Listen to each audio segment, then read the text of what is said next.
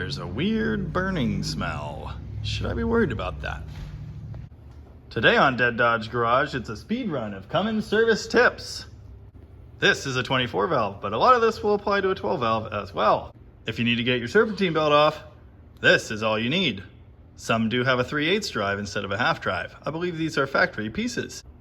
If you have horrible squealing serpentine belt noises, replace the belt and the tensioner. Super common. You can look forward to doing it again in a couple years. If you need to replace your water pump, it's held in with two 10mm bolts. Don't be like this weirdo and cover it in silicone. It's got a rubber O-ring. If you are doing the water pump, you need to be aware that when you're done, it will be very hard to purge the air out of the block because these engines are very cold-blooded. Come up here and remove one of these plugs. Fill the radiator until coolant comes out, replace the plug, top it up, and you should be good to go. If your Cummins is puking oil at the front of the motor, all over the belt and everything else, it is most likely the front seal, which is bad. This happens all the time. Just about everything in the way of removing it, except for the bolts holding the harmonic balancer on, is 10mm. Except for the fan, which is 36mm, and reverse threaded. Good luck with that one. If you're trying to drain the oil, all you should need is one of these, a 3/8 ratchet handle, unless the plug has been ruined or replaced with one of those weird little quick release ones. If you need to remove the oil filter, there really isn't a whole lot of room. Although I destroyed mine so I can't show it to you, the best tool to use is a metal filter strap style wrench with a huge notch cut in it. Works pretty well. The wrench has to be cut so it fits between the filter and that line. Loosen the filter and remove it from the top, not the bottom. You can also reinstall it partially pre-filled. You should be changing your fuel filter every couple of oil changes or so. If you've done this, to pre-fill the filter, you will need to turn the key on and bump the starter slightly. This will cause the lift pump to run for about 20 seconds. You may need to do this a couple times. Even so, the truck likely will not start. If you do change your fuel filter and the truck still won't start, you're probably going to have to rack the injectors. Loosen these nuts on the lines with a 19mm wrench. Crank the engine, let all the air bubbles come out, and when you get a few of them smacking, you could probably tighten them up and it'll fire right off. Make sure you get them extremely tight or they'll leak everywhere and ruin everything. If your truck isn't making enough boost and you're getting horrible fuel economy, it is highly likely that your turbo boots are bad. They tend to be perforated with little holes that you can't see. There are ways to check for this, but if you want to just go ahead and replace them, all of these band clamps use an 11mm deep socket. Make sure you get them tight enough and make sure the pipes and boot are clean and free of oil. Otherwise, they'll blow off. It's really loud and it hurts your ears. When you are changing the oil in one of these engines, the capacity is exactly 3 gallons of 1540 diesel oil. I like to use Dello, but use whatever the heck you want.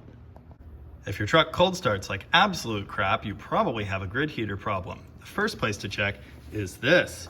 This is the wire that supplies power to both grid heater relays. You can see I already repaired this one.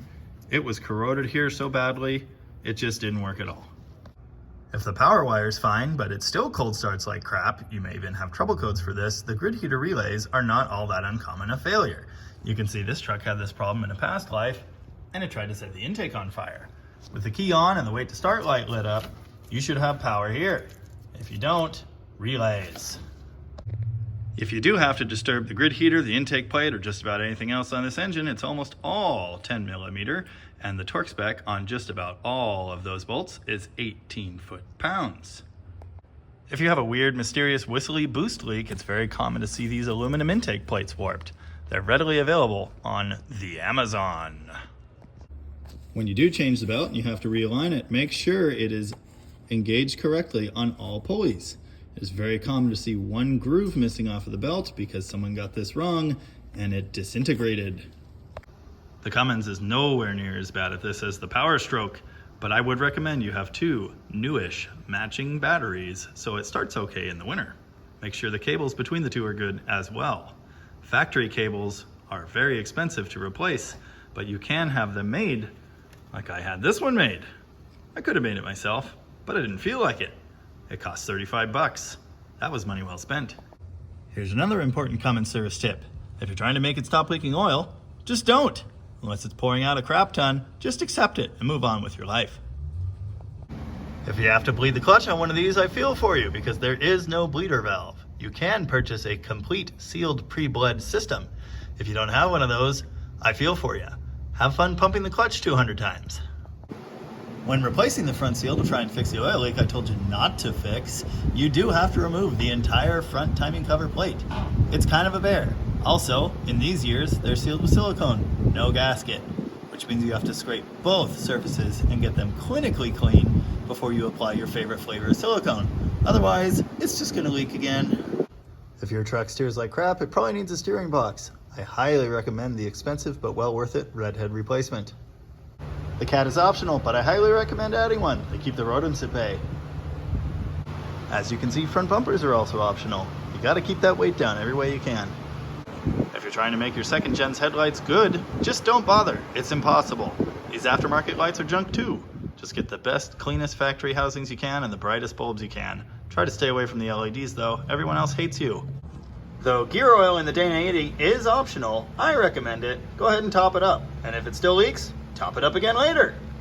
If your Cummins has an extra dipstick here, I apologize, but you're probably gonna have a bad time.